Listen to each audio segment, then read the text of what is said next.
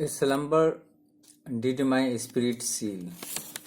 यह पोएम को William Wordsworth ने लिखा है। यह एक लूसी पोएम है। लूसी पोएम एक ट्रेडिशन है इंग्लिश लिटरेचर का, जिसमें प्रेमिका के मरने के बाद, देहांत के बाद लेमेंटेशन के लिए, पछताने के लिए ऐसा पोएम लिखा जाता है, जिसमें पोएट पछताता है। यह पोएम 4 लाइन्स के 2 स्टैंजों में लिखा गया। 4 लाइन और 4 लाइन, 8 लाइन।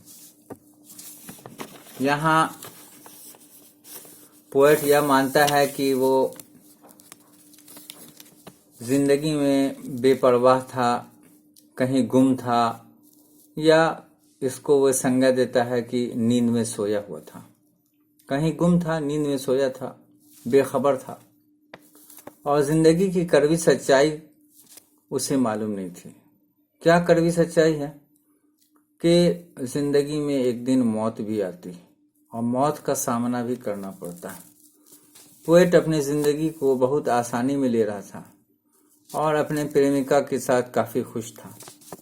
उसे ये मालूम न था कि एक दिन उसकी प्रेमिका उससे छीन जाएगी, मौत उसे छीन लेगा।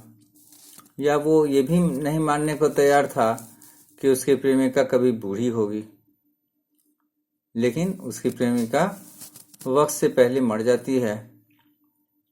अब वो मरी हुई है, मृत है, गतिहीन है, कोई गति नहीं है। अब वो सुन भी नहीं सकती है और देख भी नहीं सकती है।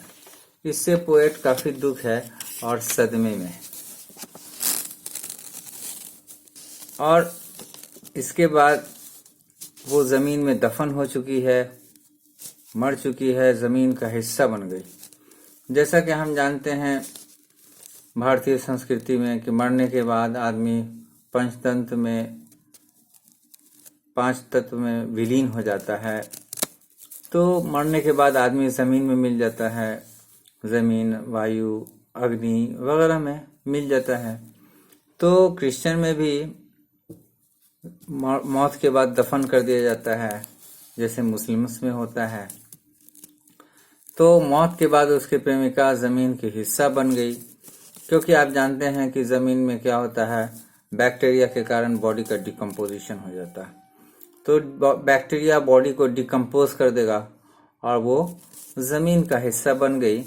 अब जमीन जो है अपने धुरी पर रोटेट करती है, एक्सिस पर रोटेट करती है और दिन रात होता है। तो उसी तरह जमीन का हिस्सा बन गई कि तो जमीन के साथ वो दिन रात घूम रही है। जमीन भी घूम रही है और जमीन का हिस्सा बन गई तो उसकी प्रेमिका भी घूम रही है। और एक दिन वो रॉक, स्टोन और पेड़ का हिस्सा बन जाएगा, क्योंकि रॉक, स्टोन ये जो भी है, ये क्या है, मिट्टी से ही बना होता है। यानी रॉक क्या है, केमिकल कंपाउंड्स है, मिट्टी भी केमिकल कंपाउंड्स है, हम लोग का बॉडी भी केमिकल्स कंपाउंड्स रखता है, पोटाशियम, मैग्नीशियम वगैरह। तो ये रॉक का हिस्सा बन जाएगी।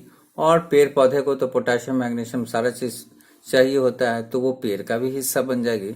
तो इस तरह वो मरने के बाद भी वो मरेगी नहीं, क्योंकि वो रॉक्स में दिखेगी, स्टोन्स में दिखेगी और पेड़ पौधे में दिखेगी। तो इस तरह वो क्या है, जमीन का हिस्सा बन जाएगी। तो इस तरह पोएट का ये एक तो अपने प्रेमिका के लिए पछताना दिखा रहा है, प्लस पोएट का प्रकृति पर कितना भरोसा है, तो ये दूसरी बात को भी दर्शाता है। अब यहाँ देखिए लिटरेरी डिवाइस, एलिट्रेशन। एलिट्रेशन में किसी भी वर्ड के शुरुआत में कॉन्सोनेंट साउंड रिपीट होता है। कॉन्सोनेंट साउंड रिपीट होता है। तो यहाँ एलिट्रेशन है स्पिरिट और सील, SPIRIT, स्पिरिट, SEALC। दोनों वर्ड की शुरुआत SS से है, तो एलिट्रेशन है। उसी तरह दूसरा और शब्द है रोल्ड राउंड। तो R है शुरुआत में, रोल्ड में, राउंड में भी R है, तो ये दोनों भी अक्षर R से शुरू हो रहा है, ये भी एलिट्रेशन है। अब इस पोएम का राइम स्कीम अगर देखेंगे, AB AB CD CD है। अच्छा, एक और चीज है इंजैबमेंट।